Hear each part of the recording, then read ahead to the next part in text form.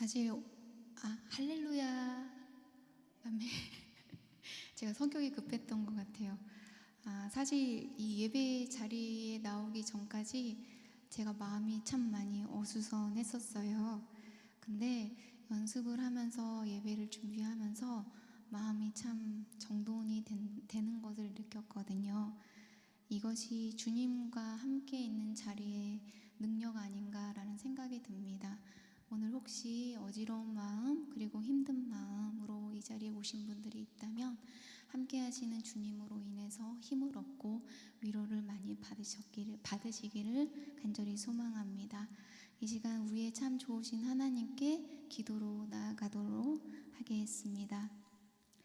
하나님 아버지, 오늘도 저희들에게 한결같이 예배의 자리를 사모하는 마음을 주셔서 이 자리에 발걸음을 인도하여 주셔서 감사드립니다. 우리의 의지만으로는 이 자리에 올 수 없음을 알기에 주님의 사랑과 인도하심에 감사와 찬양을 올려드립니다. 하나님, 세상 가운데에서 얻는 지식이 우리에게 유익이 될지라도 주님을 아는 지식보다 유익한 것은 없기에 주님 더 알기 원합니다.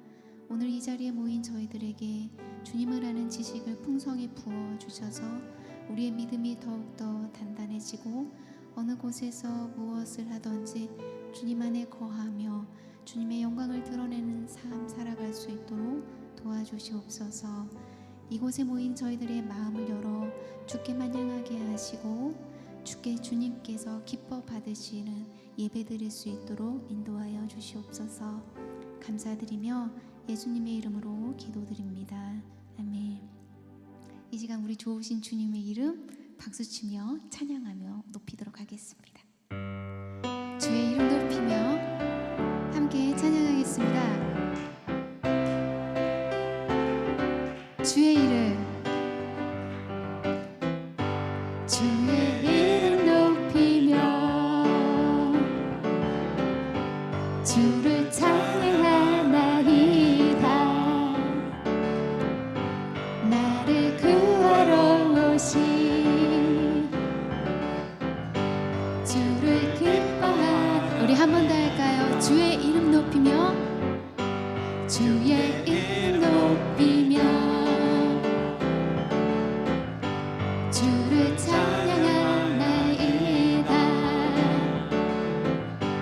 나를 구하러 오신 주를 기뻐하나이다. 하늘 영광 버리고 이 땅에 십자가를 지시고 죄 사했네. 무덤에서 일어나 하늘로 올리셨네. 주의 이름 높이리. 주의 이름 높이며 주의 이름 높이며 아멘. 주를 찬양하나이다. 나를 구하러 오시 믿으십니까? 아멘. 주를 기뻐하나. 하늘 영광 버리고 하늘 영광 버리고 이 땅에 십자가를 지시고 죄 사했네. 무덤에서 일어나 하늘로 올리셨네. 주의 이름. 우리 한 번 더 외칩시다. 하늘 영광, 하늘 영광 버리고 이 땅에 십자가를 지시고 죄 사했네. 무덤에서 일어나 하늘로 올리셨네. 주의 이름 우리 처음부터 하겠습니다. 주의 이름 높이며 주의 이름 높이며 마음을 다해 찬양할까요? 주를 찬양하나이. 나를 구하러 오신 나를 구하러 오신 주를 기뻐하나. 하늘 영광, 하늘 영광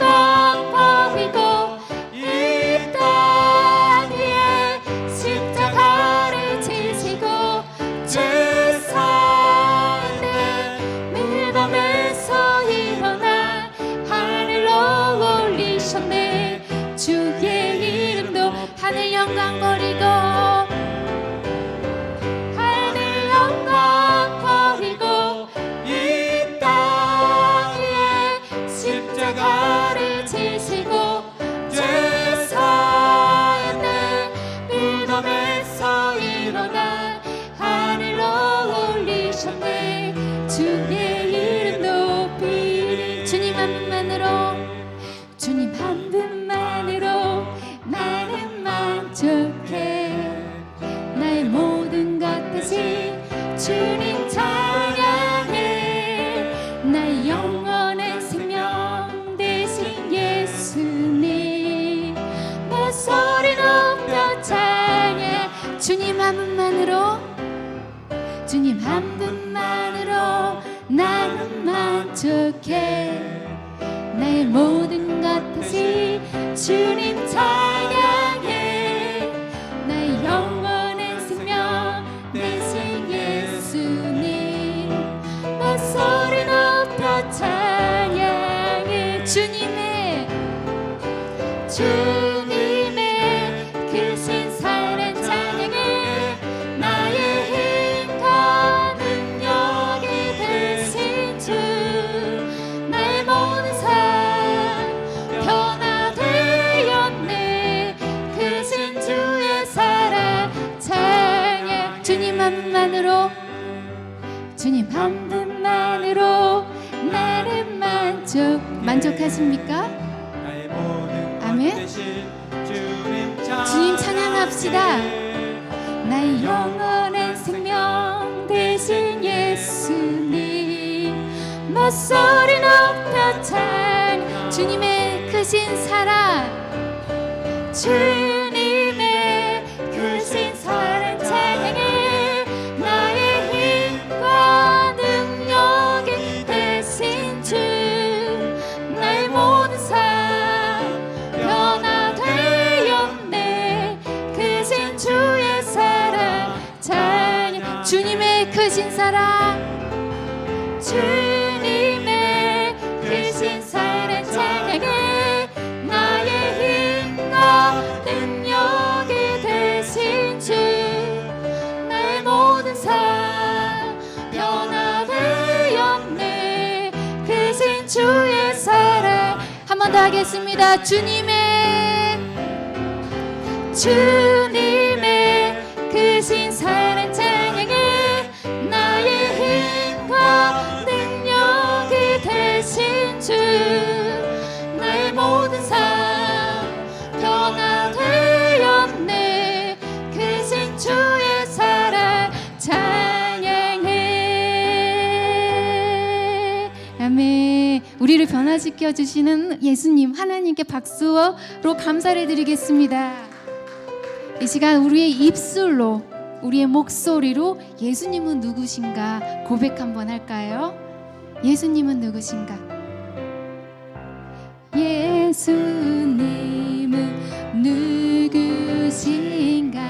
은인 자의 위로와 없는 자의 근성이며 전한 자의 높임과 잡힌 자의 노임 되고 우리 기쁨 되시네. 예수님은 누구신가? 약한 자의 강함과 눈먼 자의 빛이시며 병든 자의 고침과 죽은 자의 부활되고 우리 생명 되시네. 예수로 살겠네. 그의 뜻 이루리. 예수가 계신 곳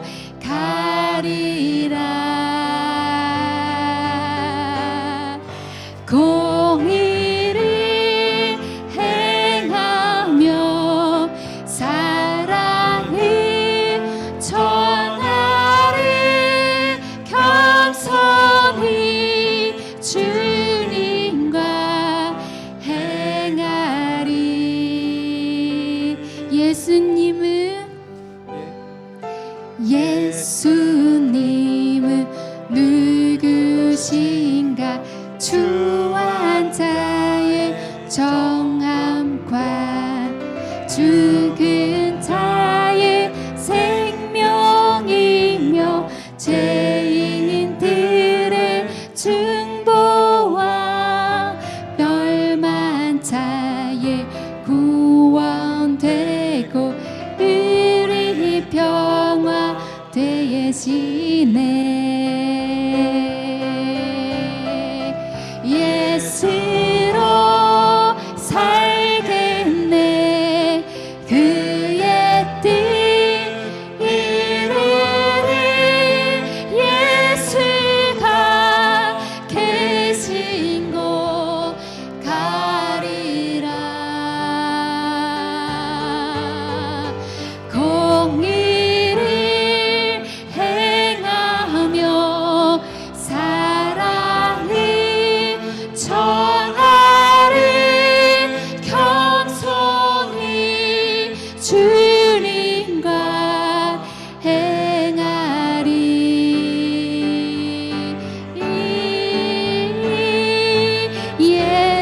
예수님은 누구신가? 머리와 온 세상에 그 주시며 모든 왕의 왕이요 심판하시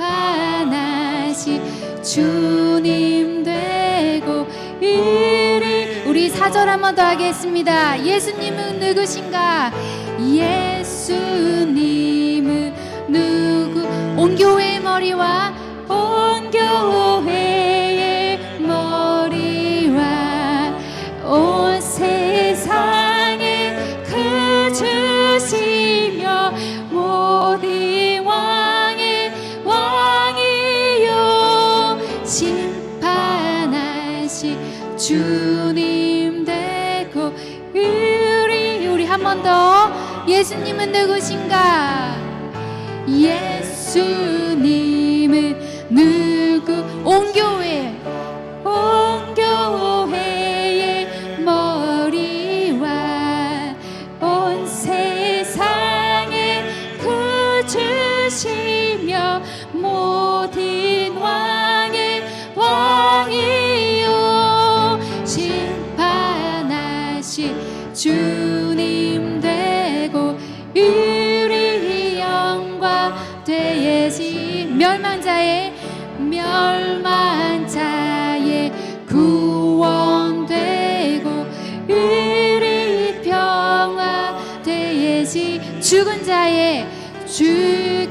자의 부활되고 우리 생명 되시네.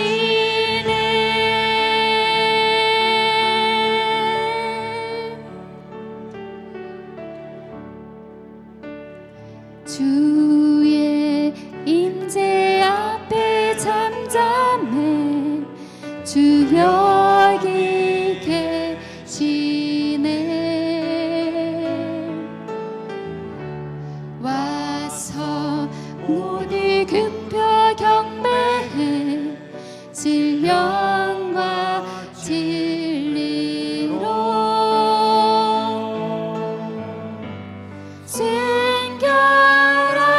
순결하신 주님 거룩한 전에 주의 임재 앞에 잠잠해. 주 여기 계시네. 주의 영광 앞에 주의 영광 앞에 잠잠해. 주의 빛 비치네.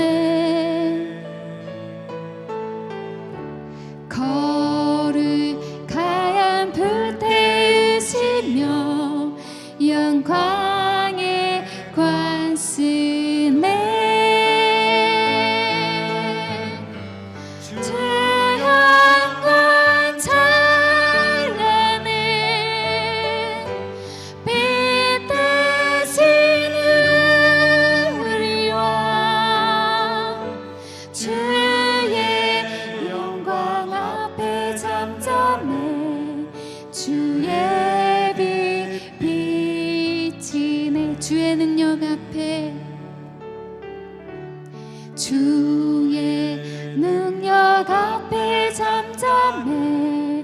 주여서 하시네. 죄사하고 치유하시는 놀라운 주이네. 죄 믿는 자에게 능치 못함 없네. 주의 능력 앞에 잠잠해. 주여서 우리 2절 고백하겠습니다. 주의 영광 앞에 잠잠해. 주의 빛이 내 거룩한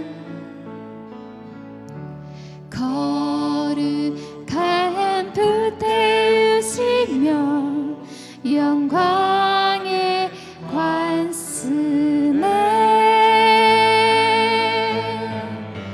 주 영광 찬란해. 빛 되시는 우리 왕. 주의 영광 앞에 잠잠해. 주의 빛이 한 번 더. 주의 영광, 주의 영광 앞에 잠잠해. 주의 빛이 내 거룩한 불 태우시며 영광의 관스네. 주 영광 찬란해. 빛 되신 우리 왕. 주의 영광 앞에 잠잠해.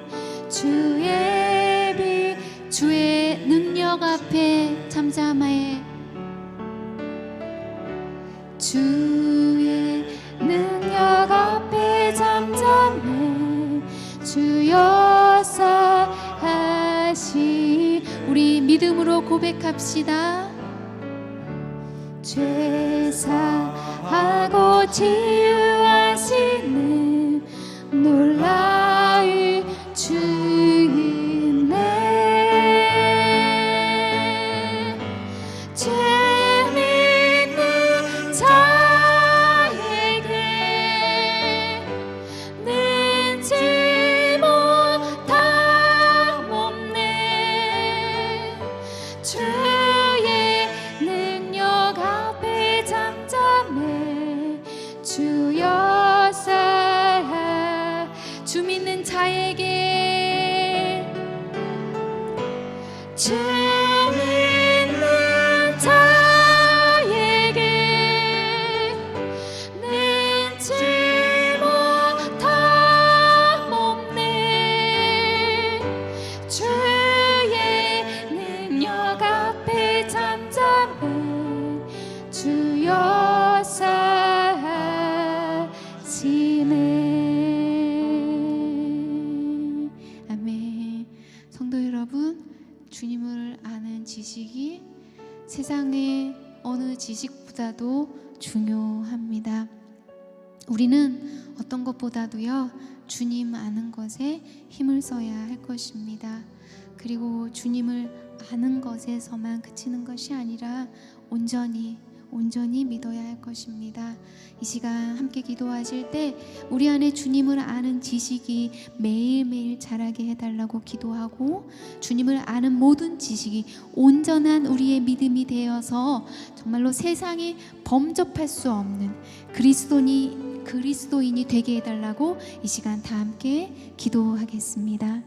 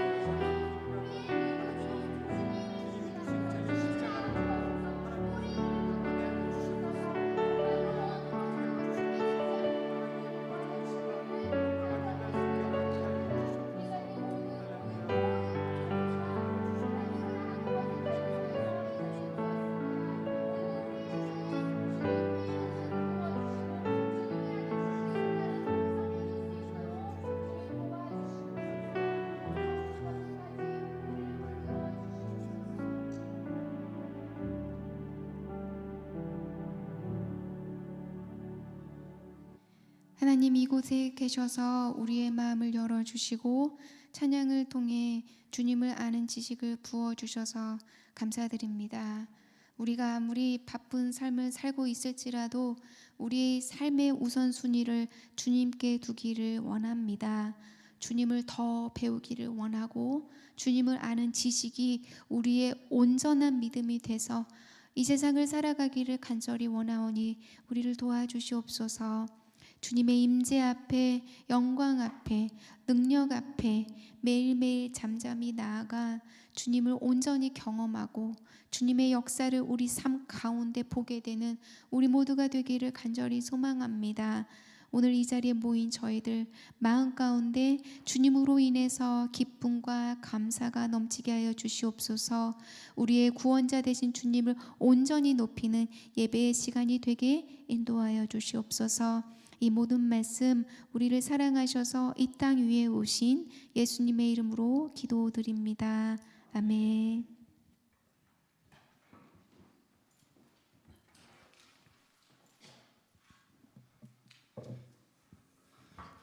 할렐루야. 좋으신 하나님을 찬양합니다. 설교 원고가 안 켜져서 잠깐 긴장했는데 여기서 여기 나오는 순간에 설교 원고가 켜졌습니다. 생방송도 자꾸 끊어지고 여러 가지 인터넷 문제가 어려움이 많았었는데요. 이 건물에 그 케이블 인터넷이 여태까지 안 들어와 있었거든요. 역사상 한 번도. 그리고 몇 년 전부터 케이블 인터넷을 연결하려면 한 2만 불이 든다, 뭐 그런 이야기가 있었습니다. 근데 오늘 들어온 소식은 공짜로 넣어주겠다라고 하는 뉴스가 들어왔습니다. 그래서 저희가 사실은 여기 주인교회와 한 두세 어카운트로 쪼개가지고 몇천 불씩이라도 들여서 넣으려고 했는데요. 그냥 세 어카운트를 무료로 공사해 주겠다라고 하는 기쁜 소식이 오늘 들려온 것을 보면 하나님은 언제나 우리가 없는 중에도 필요한 것을 채워주시는 그런 좋으신 아버지시라는 사실을 다시 한번 깨닫게 됩니다. 그래서 이제 공사가 완성되면 뭐 생방송이 되다가 안 되다가 이렇게 설교 원고가 떴다가 안 떴다가 그런 일들은 생기지 않게 해주실 거라고 믿습니다. 2022년이 이제 다 저물어 가고요. 성탄절이 이제 4일밖에 남지 않았습니다. 야, 크리스마스가 다가옵니다. 기쁘십니까? 예, 어린아이와 같은 마음을 잃지 않으시게 되기를 축복합니다. 어렸을 때는 막 눈이 오면 좋았잖아요. 근데 어른이 되면 눈이 와갖고 뭐 길이 막히고 눈 치워야 되고 뭐 그런 걱정 때문에 겨울이면 첫눈 오는 낭만과 기쁨에 대한 기대가 싹 사라지고 너무 어른같이 돼버리는 수가 있으신데요. 크리스마스에 대한 것도 이제 어른이 되면서 별로 흥분과 기대는 사라지고 작년에도 크리스마스, 올해도 크리스마스고 내년에도 크리스마스가 있을 텐데 뭐 그런 생각을 하시는 게 아니라 예수님 탄생의 의미를 생각하면서 크리스마스가 다시 다가오는 게 얼마나 기쁜 일인지 12월 내내 제 마음은 정말 크리스마스 같은 기분으로 이번 주일에 또 성탄주일이 다가온다는 게 믿어지지 않을 정도로 굉장히 기쁘고 기대가 되고 감사한 마음이 가득합니다.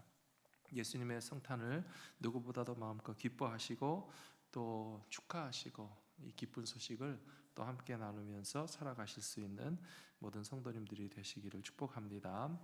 오늘 본문 말씀에도 보시면 예수님이 어떤 분이신지 알지 못하던 사람들이 점점 예수님의 정체를 알아가게 되는 그런 과정이 나와 있습니다. 그래서 예수님께서 메시아이심을 알아보기까지는 도대체 무슨 일이 있었나라고 하는 제목을 가지고 말씀을 같이 나누려고 합니다. 예수님이 어떤 분이신지 분명하게 알게 되는 것은 사실은 제자들에게 주어진 축복이었습니다. 제자들도 처음부터 예수님을 메시아라고 확실히 알 수 있었던 것은 아니고요. 어렴풋이 이분은 좀 특별하신 분인 것 같은데 따라가 보자 하는 마음으로 따라가는 제자들도 많았을 것입니다. 그래서 한참 지난 다음에 예수님께서 물어보시잖아요. 너희는 나더러 누구라 하느냐. 처음부터 물어보셨으면 잘 모르겠는데요. 그랬을 거예요.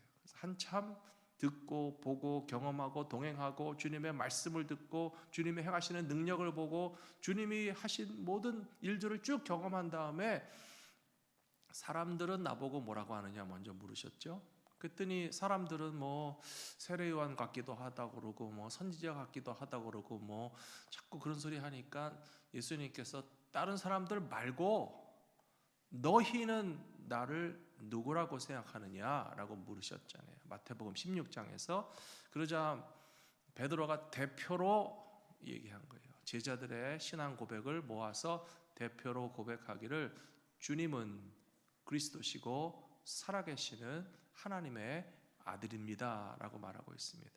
주님이라고 말하겠고요, 주는 그리스도시다 라고 말하고 있습니다. 그리스도가 메시아고 메시아가 그리스도라는 것은 여기 나오신 분들은 다 아시죠?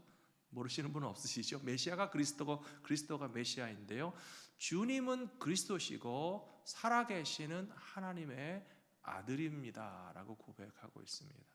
사람에게는 이런 고백할 수 없습니다. 사람에게는 주님이라고 말할 수 있어요. 그 당시에 시저가 큐리어스였어요. 주님이셨습니다. 하지만 시저 황제가 주님이 아니고 예수님 보고 주님이라고 말하는 것도 굉장히 쉽지 않은 일이에요. 로마 황제에게 주님이라고 불러야지. 그래서 로마에서 순교한 사람들이 다 그것 때문에 순교한 거잖아요. 황제를 주님이라고 부르지 않고 예수님을 주님이라고 목숨 걸고 고백했기 때문에 순교했던 것이기 때문에 예수님 보고 주님은 이라고 말하는 것도 쉽지 않은 것이고요, 사람에게는 메시아라고 말할 수 없습니다. 사람에게는 그리스도라고 말할 수 없습니다. 보통 사람 같으면 이 자리에 계신 누구한테 우리가 하나님의 아들이라고 말할 수 있겠습니까? 예수님은 그리스도시고 하나님의 아들이시라고 하는 고백을 하게 되기까지는 무슨 일이 있었길래, 어떤 과정을 거쳤길래 제자들은 그런 확신을 가지게 되었을지 우리가 지금 함께 배우고 훈련받고 계시는 것입니다. 오늘 본문 말씀의 배경이 되는 그 앞에 나오는 이야기를 보시면 예수님께서 둘씩 짝지어서 갈릴리 여러 지방으로 보내셨습니다. 갈릴리 마을마다 동네마다 두루 다니면서 천국의 복음을 선포하라고 그러셨고요, 귀신을 제어하는 능력을 주셨다고 지난주에 우리 배우셨죠. 그 다음에 예수님께서 병든 자를 고치게 하는 능력도 주셨다고 그랬어요. 그래서 말로만 혹은 예수님만 그렇게 하시는 것을 듣고 본 것이 아니라 이제는 제자들이 나가서 해보니까 예수님이랑 같이 안 가도 예수님의 이름만 가지고 가니까 되더라는 것이죠. 예수님의 이름으로 예수님 옆에 안 계셔도 제자들이 귀신 내쫓았고요, 예수님이랑 같이 안 갔어도 예수의 이름으로 병든 자를 위해서 기도할 때 나왔고요, 하나님의 나라를 선포하는 일들을 쭉 이제 퍼져가지고 갈릴리 지역의 여러 마을과 동네에서 행하자 이제 그 소문이 헤로드 왕의 귀에게까지 들어간 것입니다. 그래서 헤로드 왕이 듣고 심히 당황했다. 그런 본문 말씀이 오늘 나옵니다. 예수님께서 도대체 어떤 분이라고 사람들이 수근수근하기 시작했을까요? 세례 요한이 살아났나 보다. 헤로드 왕이 제일 당황한 부분은 바로 그거예요. 내가 죽였는데 살아났다니 이게 무슨 말인가 해서 헤로드 왕이 심히 당황하게 됐던 것이고요, 또 많은 사람들은 예수님과 예수님의 제자들이 행한 이야기를 듣고 보고 소문이 퍼지면서 엘리야 같은 선지자이신가 보다, 혹은 다른 선지자 같은 분이신가 보다, 그런 말을 했다라고 되어 있습니다. 물론 우리는 예수님이 왕의 역할도 하시고 제사장의 역할도 하시고 선지자의 역할을 하신다는 것도 알고 있습니다. 대표적으로 동방 박사들이 드린 세 가지 그런 선물이 상징하는 그 심볼라이즈하는 것이, 황금은 왕이요, 유향은 제사장이요, 모략은 선지자다, 혹은 이렇게 여러 가지 의미를 상징하는 의미를 넣기도 하는데요. 그러나 예수님께서 공생에 3년 동안 하시는 그런 말과 행위를 쭉 보시면 사실은 제사장의 역할은 굉장히 거의 찾아볼 수 없습니다. 굳이 제사장의 역할을 찾자면 예수님께서는 십자가 위에서 자기 자신이 희생의 제물이 되시는 것과 동시에 하나님 앞에 예배를 드리시는 그런 제사장이요 제물의 역할을 하신 것은 사실이지만, 공생의 3년의 사역을 쭉 보시면 예수님은 다분히 선지자 역할을 많이 하셨다는 것을 볼 수가 있습니다. 그래서 세례 요한도 선지자 중에 하나고요, 엘리야도 대표적인 선지자고요. 아니면 어떤 선지자 같은 선지자시다라고 생각하는 인식이 쫙 퍼지게 됐다라고 하는 것이 오늘 본문 말씀에 나와 있습니다. 그러면 제사장과 선지자는 어떻게 다른지 제가 지난 여름에도 좀 말씀드렸던 것 같은데요. 기억하시나요? 설명해 주실 분 계시나요? 강의실 같으면 좀 하시라고 시켜드릴 텐데 강의실이 아니니까. 제사장과 선지자가 뭐가 다른가요? 쉽게 설명드리면요, 제사장은요 좀 쉬운 편이에요. 왜 쉬운가? 예배하겠다는 사람들이 찾아오면 예배 드리게 해주면 되니까 제사장은 쉬워요.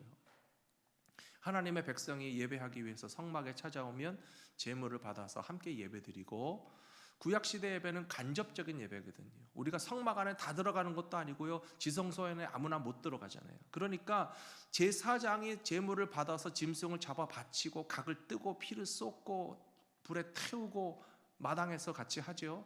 그 다음에 제사장만 성막에 들어가고 예배자는 성막 안에도 못 들어갑니다. 지성소에는 더욱더 못 들어갑니다.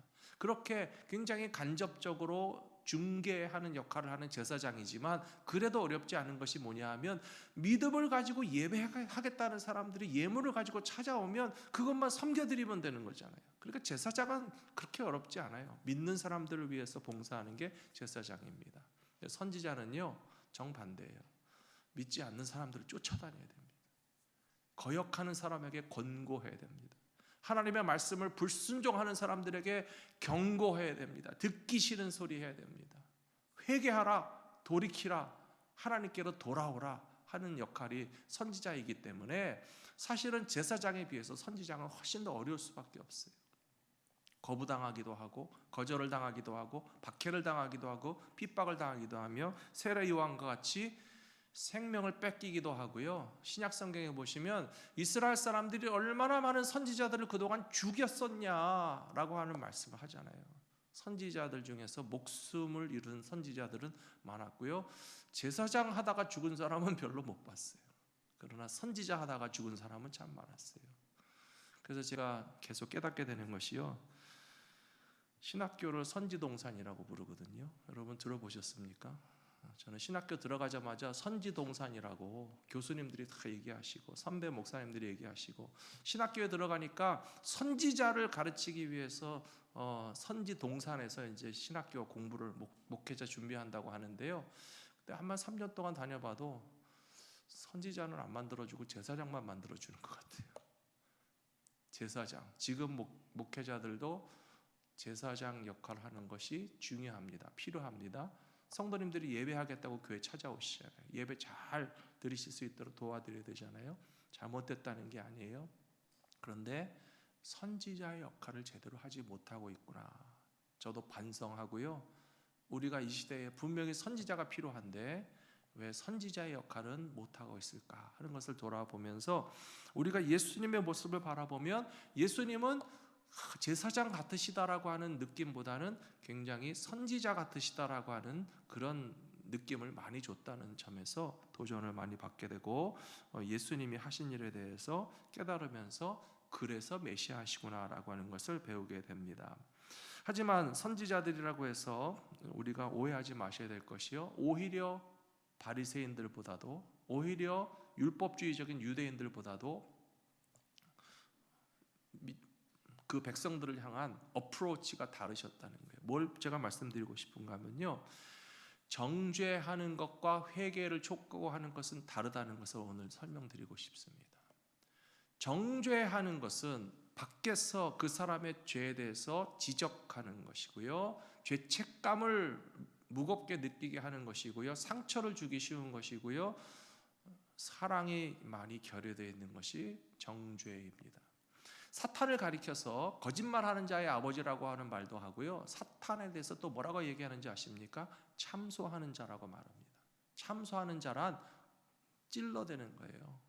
고발하는 거예요. 네 죄가 이런 죄가 있고 이런 죄가 있고 이런 죄가 있고.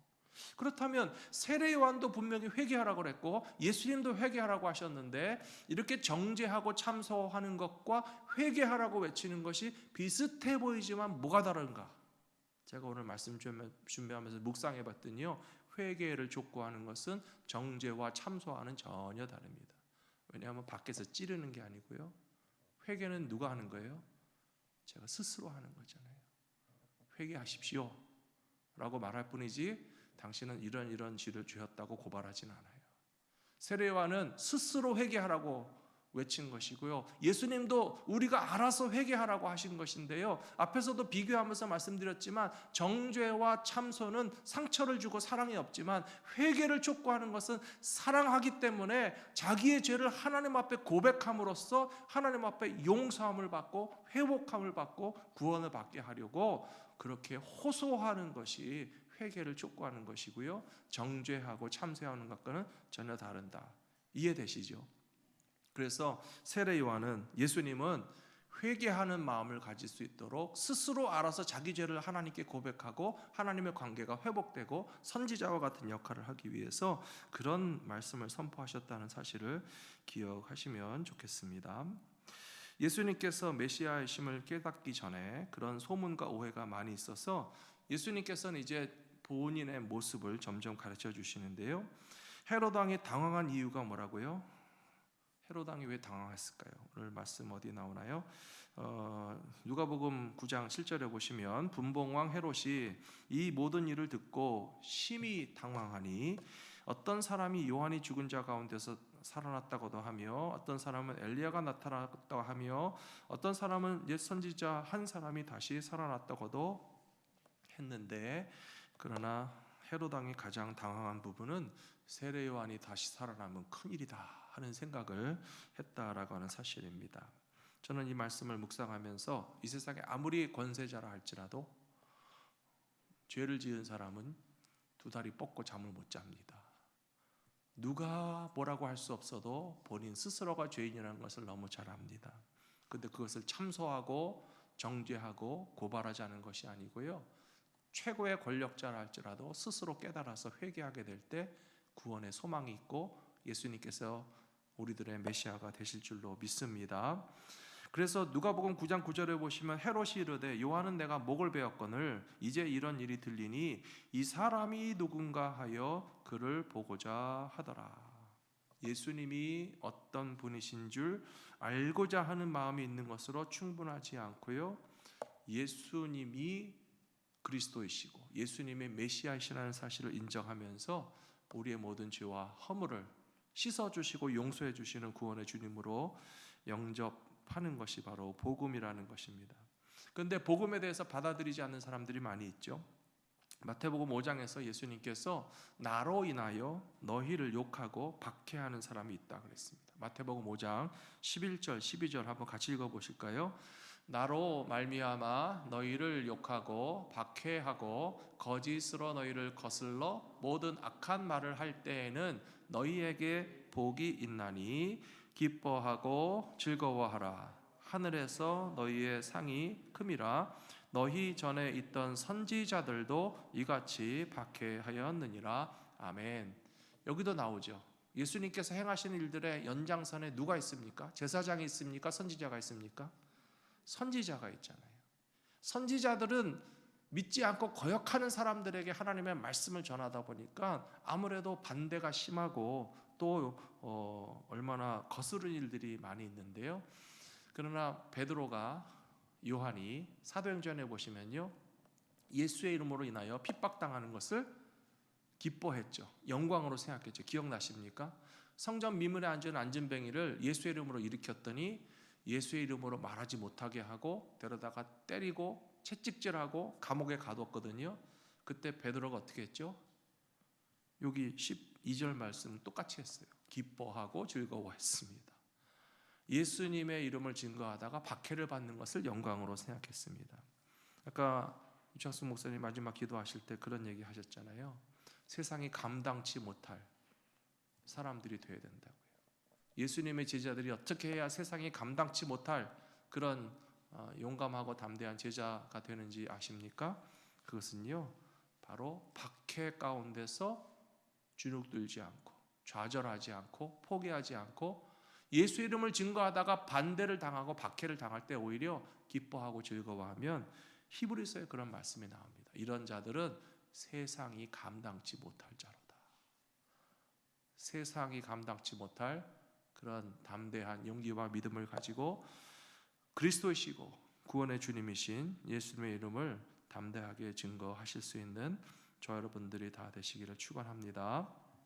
예수님께서 이와 같이 제자들에게 용기를 주시고 메시아이신 것을 점점 나타내셨는데요. 근데 오늘 그 이어지는 후에 말씀해 보시면 이렇게 예수님이 주신 능력으로 귀신도 쫓아내고 병든 자도 고치고 박해가 찾아와도 두려워하지 않는 건 좋은데 은혜의 말씀을 들으면서 참 영혼은 배불러졌지만 육신의 배고픔의 문제는 어떻게 해결을 못했다라고 하는 이야기가 요 바로 후에 오늘 본문 안에 나옵니다. 5천 명을 먹이시는 이야기가 나옵니다. 왜 이 앞에서는 병든 자도 고치게 하시고 귀신도 쫓아내게 하시고 박해가 있어도 두려워하지 말라고 하셔놓고 그 다음에는 배고픈 사람들 이야기로 넘어갈까 그런 생각 해봤습니다. 역시 5천 명을 먹이신 사건의 존재 의미는요, 예수님이 메시아이신 것을 깨닫게 해주는 하나의 계기가 되었다라고 저는 믿습니다. 예수님께서는 배고픈 5천 명의 사람들의 실제적인 필요를 채워주시기 원하셨어요. 배고프니까 먹을 걸 줘야 된다는 거잖아요. 그런데 그것은 단순히 가난한 사람에게 돈을 주거나 배고픈 사람에게 빵을 주는 것 자체가 목적의 전부 다가 아니었고요. 예수님께서 제자들에게 하신 말씀을 보시면 제자들을 시험하시는 거예요. 뭐라고 시험하셨죠? 너희가 먹을 것을 주어라 그랬었잖아요. 너희가 먹을 것을 주어라. 이 문제 앞에서 제자들이 어떻게 반응하고 어떻게 행동하는지를 지금 테스트하고 계시는 거예요. 그랬더니 제자들은 이 배고픈 5천 명의 사람들을 앞에 놓고서 계산하기 시작합니다. 비용이 얼마나 들까? 그 다음에 빵의 개수를 계산하기 시작합니다. 빵이 몇 개나 있어야 되나? 근데 암만 계산해보고 암만 생각해봐도 답은 가능입니까? 불가능입니까?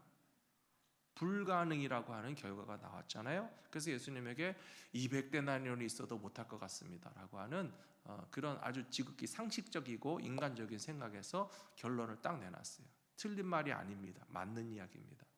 돈이 많이 있어야 되고요, 돈이 많이 있어도 이 사람들에게 한꺼번에 빵을 갖다 먹이는 것은 불가능해 보인다는 것이 틀린 말은 아니에요. 저는 그래서 바로 그것이 예수님이 메시아이심을 증명하는 사건이 됐다고 믿습니다. 무슨 말인지 이해되세요? 사람이 할 수 있는 걸 하시면요, 하나님의 아들이라고 보시면 안 돼요.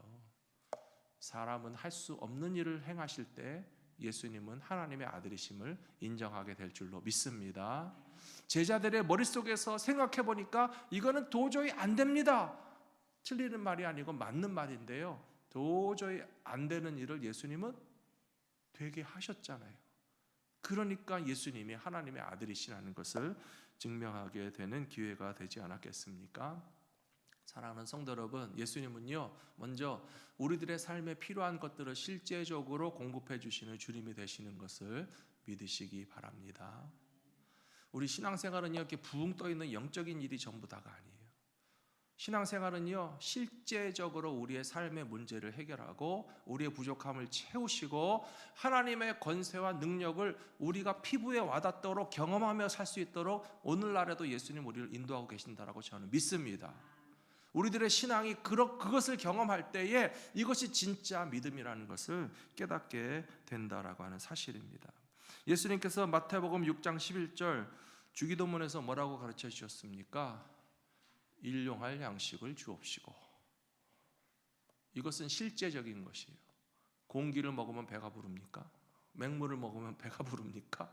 아니잖아요. 예수님께서는요, give us our daily bread, 오늘 우리가 먹을 양식을 달라고 기도하라고 하셨고, 기도하면 하나님이 주시나요? 안 주시나요? 주시잖아요.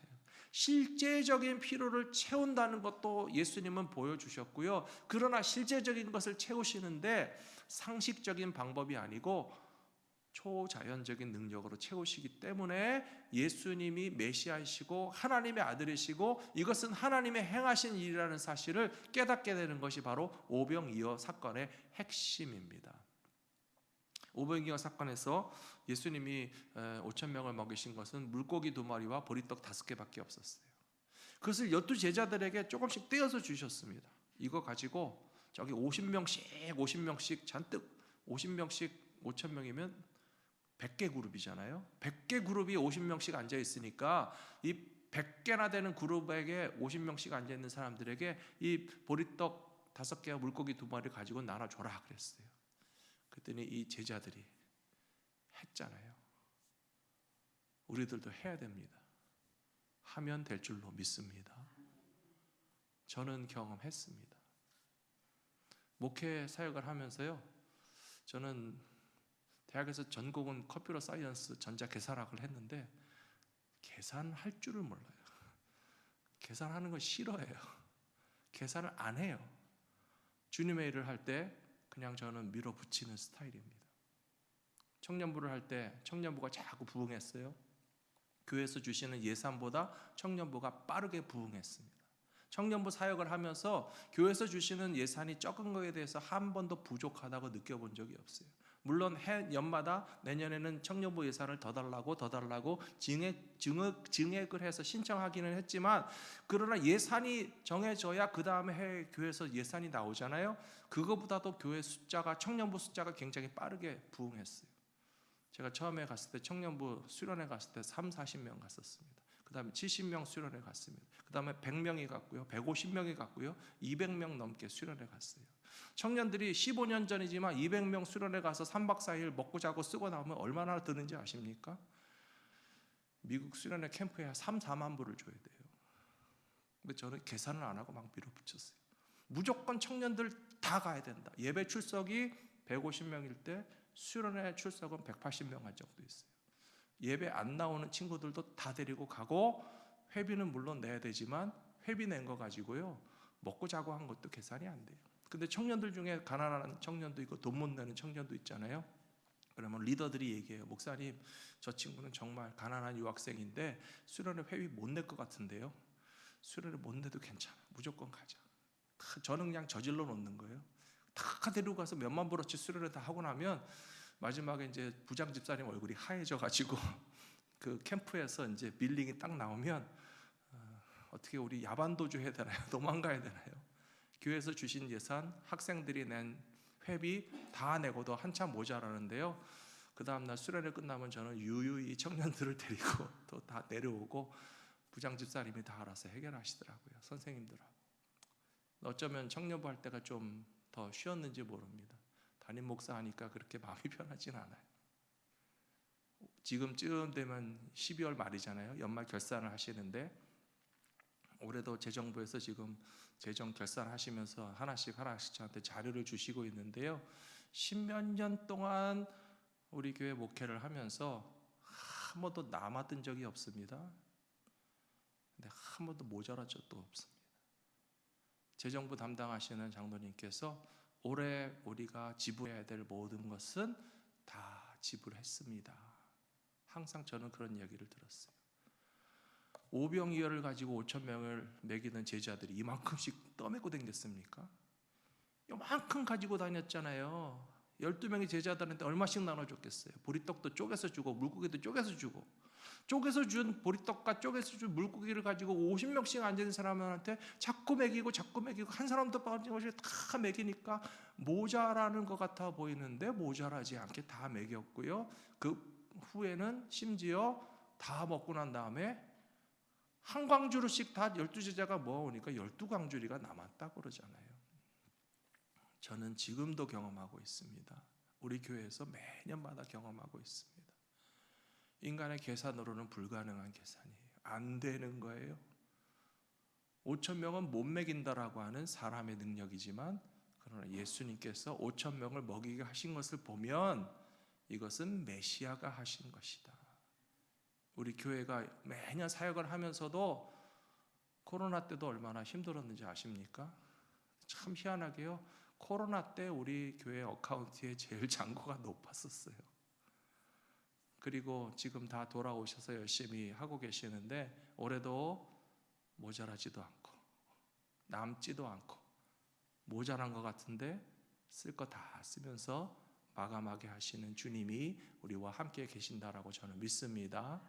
바로 이런 것을 경험하게 되니까, 아, 예수님은 하나님의 아들이시구나, 메시아이시구나, 우리의 필요를 구체적이고도 실제적으로 채워주시면서도 사람의 방법이 아닌 하나님의 능력으로서 모자란 것 같은데 모자라지 않게 하시는 것들을 경험하면서 예수님이 우리의 공급자 되심을, 뭐 작은 것을 보자면요, 우리 울타리 선교회 홈리스 성탄 예배 커피 믹스 모아주시라고 제가 한 주, 2주 부탁드렸잖아요. 그것만 해도요 벌써 넘치게 채워졌어요. 참 신기하지 않습니까? 뭐 미리미리 계획하고 예산 잡은 것도 아닌데 우리가 좀 같이 나눴으면 좋겠습니다 라고 하니까 넘치도록 채워졌고요. 우리 그동안 이곳에 오셔서도 느끼지 않으셨습니까? 한 주나 우리가 주일날 밥을 못 먹은 적 있습니까? 한 주나 우리가 뭐 토요 새벽 기도 끝나고 막 손가락 빨다가 간 적 있습니까? 하나님 이상하게 어디서 다 채워주셔가지고요. 지난주에 밥이 좀 모자랐죠.